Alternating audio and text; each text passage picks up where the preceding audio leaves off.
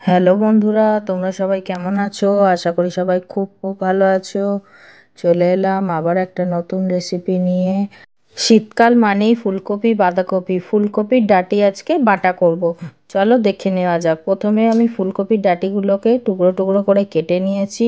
কেটে সুন্দর করে ধুয়ে নিয়েছিলাম, তারপরে সেদ্ধ করে নিয়েছি। বাটিতে নিয়ে সেদ্ধ করে নিয়েছি।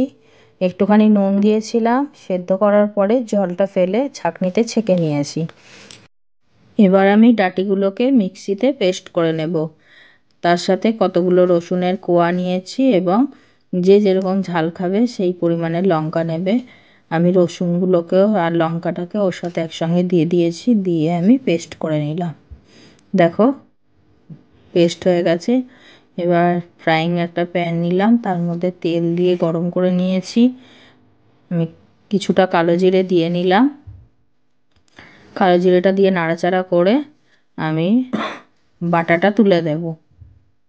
বাটাটা দিয়ে নিয়েছি। এবার বাটাটা যতক্ষণ না জলটা শুকনো হয়ে যাচ্ছে ততক্ষণ আমি নাড়াচাড়া করতেই থাকবো।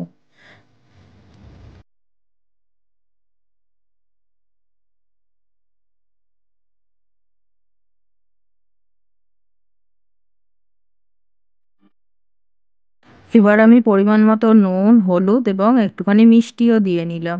দিয়ে নাড়াচাড়া করতে করতে দেখো শুকনো শুকনো হয়ে এসেছে।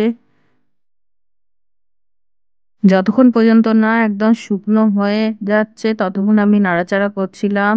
দেখো শুকনো হয়ে গেছে আমার বাটাটা।